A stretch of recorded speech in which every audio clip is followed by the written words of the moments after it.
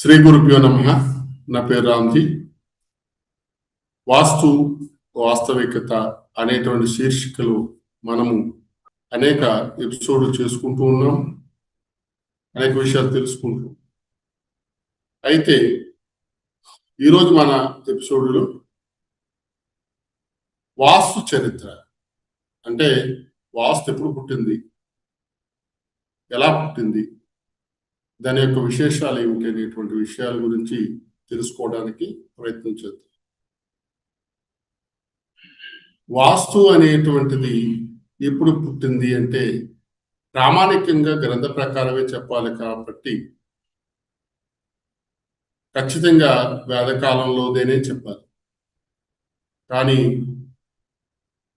అప్పటికే మంచి నాగరికత, ఎంత నాగరికత అంటే నిర్వికల్ప స్థితిలో ఒక జీవుడు ఏ విధంగా ఉంటాడు, ఉండాలి, పరమాత్మను ఏ విధంగా తెలుసుకోవాలి అనేటువంటి స్థితి ఉండేటువంటి ఆ నాగరికత టైంలో స్మృతి శృతి అనేటువంటి రెండు విధానాల ద్వారా ఒక జీవుడు ఏ విధంగా సుఖంగా ఉండగలడో చెప్పినటువంటి వేదాంతము గాని వేద భాగాలు గాని మంచిగా ఉన్నప్పుడే కదా మంచి ఆలోచనలు వచ్చేవి. ఎప్పుడైతే మనసు ప్రశాంతంగా ఉంటుందో అప్పుడే కదా మంచిగా ఆలోచించగలిగేది. కాబట్టి వేదకాలం కన్నా ముందుగానే మనిషి మంచిగా ఒక నివాస స్థలం ఏర్పరచుకుని ఆ నివాసంలో క్రూర జంతువులు కానీ, భయము కానీ, అగ్ని కానీ, ఇటువంటి ప్రకృతి ప్రళయాల నుంచి రక్షించుకునేటువంటి స్వభావాన్ని కానీ కలిగి ఉన్నప్పుడు మాత్రమే వేదము అనేటువంటి దానికి సంబంధించి విచారణ చేయగలుగుతాం. కాబట్టి వేదకాలం కన్నా ముందుగానే వాస్తు అనేటువంటిది ఉండాలి.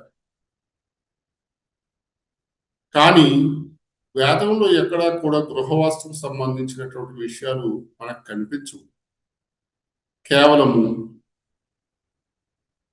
యజ్ఞాలు, యజ్ఞకుండాలు లేదా హోమకుండాలు, దానికి సంబంధించినటువంటి కొలతలు, ఆ లోతు ఎత్తు, ఎటువంటి నిర్మాణం చేయాలి, ఇటువంటి నిర్మాణంలో ఇటువంటి సమిధలతో ఇటువంటి ఆహుతులతో మనం కనుక ఆ హోమము యజ్ఞం చేస్తే ఎటువంటి ఫలితాలు వస్తాయి, ఎటువంటి గ్రహానికి ఎటువంటి సమిధలు వాడాలి అనేటువంటి వివరణలతోనే మనకి ఆ వేదంలో ఉండేటువంటి ఆచార కర్మకాండలు, ఆ జ్ఞానం అంతా కూడా ముందుకు వెళ్ళిపోయింది. మరి యజ్ఞాలకు సంబంధించినటువంటి వాస్తు శాస్త్రము వేదాల్లో సులభ సూత్రాలు అనేటువంటి పుస్తకాలలో ప్రస్ఫుటంగా ఉన్నాయి. అలాగే దేవాలయాలకు సంబంధించి ఆగమ శాస్త్రం అనేటువంటి ఆ శాస్త్రము వాస్తు శాస్త్రం అంటే దేవాలయ వాస్తుని ఆగమ శాస్త్రం అని పిలుస్తూ ఉంటారు. మనుషుడు నిర్మించుకునేటువంటి వాటికి గృహ వాస్తు అని పిలుస్తూ ఉంటారు. అలాగే మనకి రాజుల కాలంలో ఉండేటువంటి ఆ కోటలకు సంబంధించి కానీ, అలాగే రాజ్యాలకు సంబంధించి కానీ ప్రత్యేకమైనటువంటి వాస్తు ఉంది.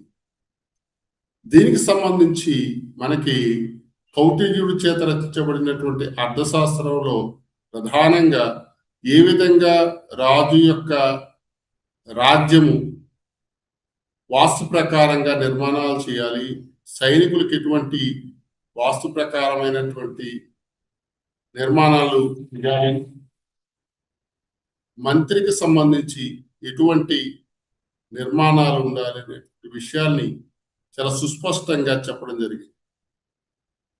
అయితే ఇవన్నింటికన్నా ముందుగా మనకి వాస్తుకు సంబంధించి ఇద్దరిని ప్రధానంగా చెప్పుకోవచ్చు. వాళ్ళే విశ్వకర్మగా పిలువబడేటువంటి ఒక ఆయన, అలాగే మయుడు.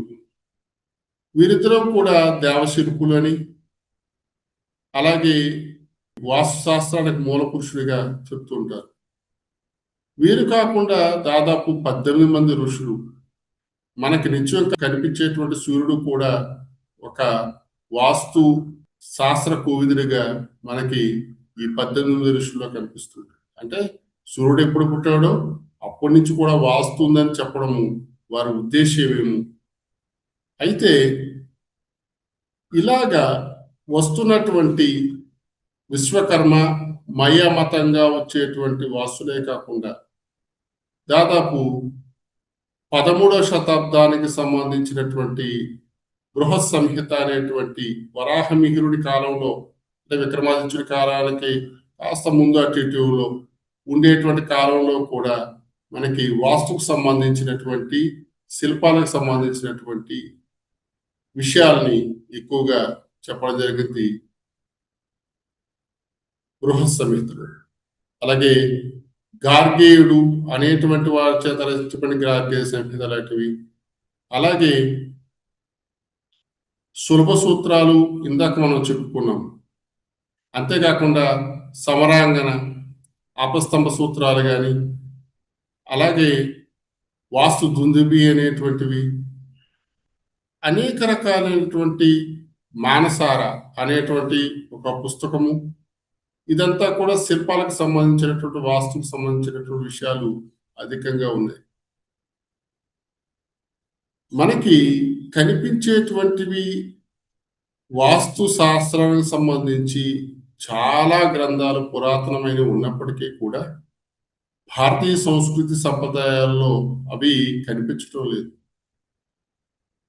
ఎప్పుడు చూసిన ఆ సింధు నాగరికత, మెసొపొటేమియా నాగరికత అనేటువంటి నాగరికతలే కానీ భారతదేశంలో వాస్తు ఏ విధంగా అభివృద్ధి చెందింది అనేటువంటిది భూమి యొక్క తవ్వకాలలో ఇప్పటికీ కూడా మనకి కనిపిస్తూ ఉంది.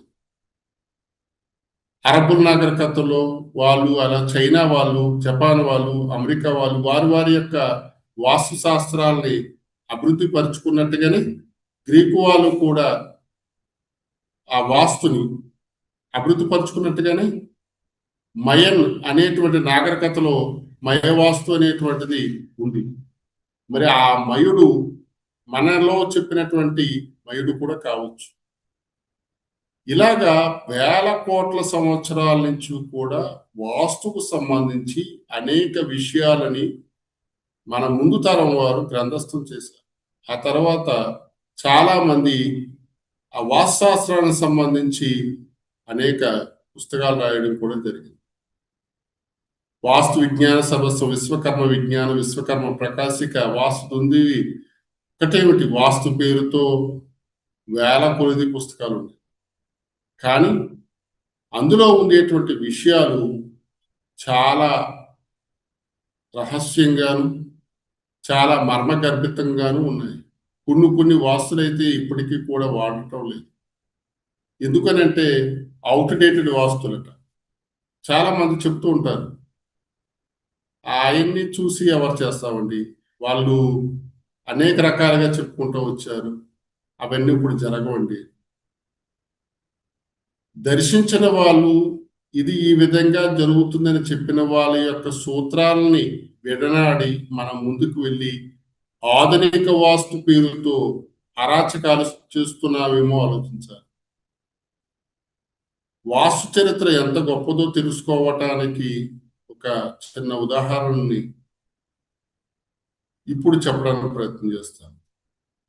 1990 నుంచి, అంటే దాదాపు 30 సంవత్సరాలు వెనక్కి వెళ్తే, 30 సంవత్సరాలు వెనక్కి వెళ్తే ఉమ్మడి కుటుంబాలు చాలా ప్రబలంగా ఉండేటువంటి కాలం భారతదేశంలో.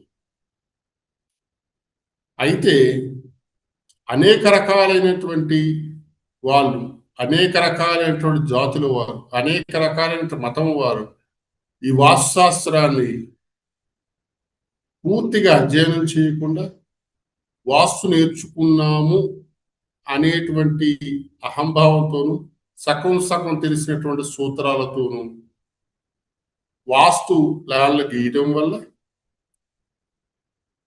చిన్నాభిన్నమైనటువంటి కుటుంబ వ్యవస్థని మనం ఇప్పుడు చూస్తూ ఉన్నాం.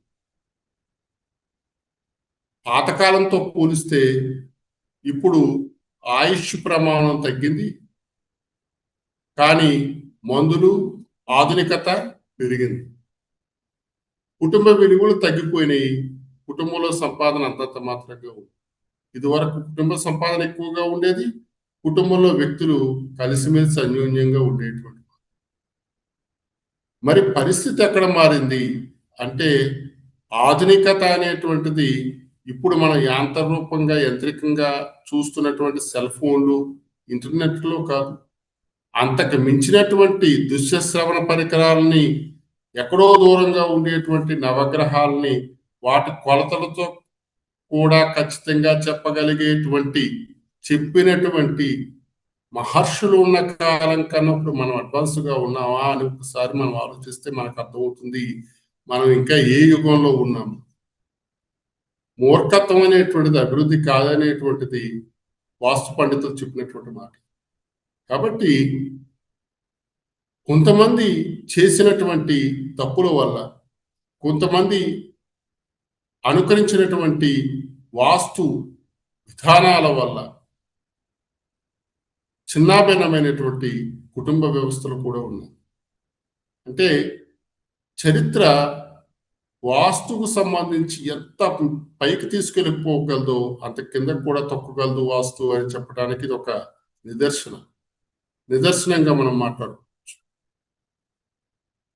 ఒక రాజ్యానికి సంబంధించి ఒక స్థపతి ఉండి, ఆ స్థపతి చెప్పినటువంటి సూత్రాల ప్రకారంగా ఆ గ్రామ నిర్మాణం కానీ, రాజ్య నిర్మాణం కానీ, మండల నిర్మాణం కానీ ఏ విధంగా ఉండాలి అనేటువంటిది విశ్లేషణాత్మకంగా, శాస్త్రీయంగా నిర్ధారణ చేసి వందల సంవత్సరాలు కలిసిమెలిసి అన్యోన్యంగా సుఖశాంతులతో ఉండేటువంటి రాజ్యాలు పాతకాలంలో లేవా? కానీ ఇప్పుడు తండ్రికి కొడుకుకి పడనటువంటి పరిస్థితి, ముగ్గురికి పిల్లానికి పడని పరిస్థితి, పిల్లలకి పడినటువంటి పరిస్థితి. ఇటువంటి స్థితి ఎందుకు వచ్చింది అంటే, వాస్తుని మనము విరుద్ధంగా వాడటం వల్ల కలిగిందని చెప్పడానికి నేను సాహసిస్తున్నాను. ఎందుకనంటే వాస్తులో ఉండేటువంటి మర్మాలని, విషయాలని పరిపూర్ణంగా అవగాహన చేసుకునేటువంటి వారు చెప్పినటువంటి వాటిల్ని గుడ్డిగా నమ్మి ప్రజలు అధోగతి పాలవుతున్నారు. కుటుంబాలు రోడ్డున పడుతున్నాయి. కేవలం వాస్తు యొక్క ప్రభావం వల్ల. ఎవరో చేసినటువంటి వాస్తు నిర్మాణాల వల్ల జీవితాలు పాడైన వాళ్ళు ఎంతో మంది ఉన్నారు. కాబట్టి చాలా మంది వాస్తు మీద విరక్తి కలిగిన వాళ్ళు కూడా ఉన్నారు. ఈశాన్యాన్ని నుయ్య, ఆగ్నేయాన్ని పొయ్య, నైరుతిలో శయ్య, వాయువ్యాన్ని పెయ్య ఉంటే మనిషి సుఖంగా ఉంటాడు అని ఒక నానుడు ఉంది. ఆ నుయ్య ఎప్పుడు, ఎలా, ఎందుకు తీయాలి అనే విషయాలు ఎవరికి తెలియదు. తెలిస్తే వాడు నిజమైనటువంటి వాస్తు తపతి అవుతాడు, వాస్తు పండితుడు అవుతాడు. అలా తెలియనటువంటి మూర్ఖులు కూడా ఈరోజు వాస్తుశాస్త్రం నేర్చుకున్నాం అనుకుంటూ వాస్తుని భ్రష్టు పట్టిస్తూ ఉన్నారు. అనేక మంది సిద్ధులు తమిళనాడు ప్రాంతంలో వాస్తుతో కట్టినటువంటి అనేక నిర్మాణాలు, మనకి బృహదేశ్వరాలయం గాని, కొన్ని టెంపుల్స్, అలాగే కొన్ని రాజ్యాలకు సంబంధించినటువంటి కోటలు, ఇవన్నీ ఇప్పటికీ కూడా సజీవ సాక్ష్యాలుగా ఉన్నాయి. అంటే వాళ్ళు ఎన్ని ఆలోచించి అటువంటి నిర్మాణాలు చేశారు. అలాగే పంచభూత ఆలయాలు, భారతదేశంలో ఎన్ని నిర్మాణాలు ఈ రోజుకి కూడా చెక్కు చెదరకుండా వాస్తుని ప్రతిబింబిస్తూ ఉన్నాయి. నేటికి కూడా వాస్తుని గొప్పగా చెప్పేటువంటి పండితులు ఉన్నారు. వారిని ఎవరు పట్టించుకుంటున్నారు? వాస్తుని వాస్తవంగా చూడడానికి, వాస్తవికమైనటువంటి పరిస్థితుల్లో వాస్తుని అన్వయించి చెప్పడానికి సరైనటువంటి సమయం కూడా దొరకట్లేదు. కాబట్టి వాస్తు గురించినటువంటి వాస్తవిక విషయాలను తెలుసుకోవటానికి నేను ఈ ఎపిసోడ్ చేయడానికి ప్రయత్నించాను. ఇప్పటి వరకు వాస్తు అనేటువంటిది ఎప్పుడు పుట్టింది, ఎక్కడ పుట్టింది, ఎలా పెరిగింది అనే దాని గురించి మాట్లాడుకున్నాము. భారతీయ వాస్తు చాలా గొప్పది. ఆ వాస్తుని అర్థం చేసుకుని మసుకుంటే గనక పూర్ణాయుష్ కలుగుతుంది.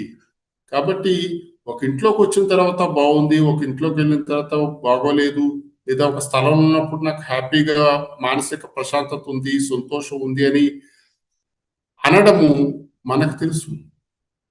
ఆ తెలిసినటువంటి విషయాన్ని సశాస్త్రీయంగా చెప్పేటువంటి వాస్తు సూత్రాలని కూలంకుషంగా పరిశీలించినటువంటి వాస్తు పండితుల చేత చేసినటువంటి నిర్మాణాలు అద్భుతమైన ఫలితాలు ఇచ్చి వంశాభివృద్ధిని, కుటుంబాభివృద్ధిని, మంచి కీర్తిని ఇస్తాయని ఖచ్చితంగా చెప్పడానికి అవకాశాలు ఉన్నాయి. వాస్తు అనేటువంటి దాన్ని ఒక సైన్స్ కింద చూడాలి కానీ ఒక మూఢనమ్మకం కింద చూడకూడదు. ఎందుకనంటే అది నిజమైనటువంటి శాస్త్రం కాబట్టి. ఎప్పుడైనా సరే వాస్తుకు సంబంధించి ఎటువంటి ఇబ్బందులు ఉన్నా వాస్తు తప్తీలను అడిగితే కనుక ఆ విషయాలన్నీ కూడా బాగా తెలుస్తాయి. కాబట్టి ఈరోజు వాస్తు యొక్క వాస్తవిక చరిత్రని వేల సంవత్సరాల నుంచి చెప్పుకోవడానికి మనం ప్రయత్నం చేశాము. ఇలాగే కనుక వాస్తు కంటిన్యూ అయితే కొన్ని సంవత్సరాల్లో వాస్తు అంటే విరక్తి కలిగేటువంటి వారు కూడా వచ్చేటువంటి ప్రమాదం ఉంది. కాబట్టి వాస్తవికత అనేటువంటి శీర్షికలో కొన్ని వాస్తు యొక్క విషయాన్ని చెప్పడానికి నేను ముందుకు వచ్చాను. మరి మీరందరూ ఆశీర్వదిస్తారని ఆశిస్తూ మరొక ఎపిసోడ్లో మరొక విషయం గురించి తెలుసుకోవడానికి ప్రయత్నిస్తాము. అంతవరకు సెలవు. నమస్కారం.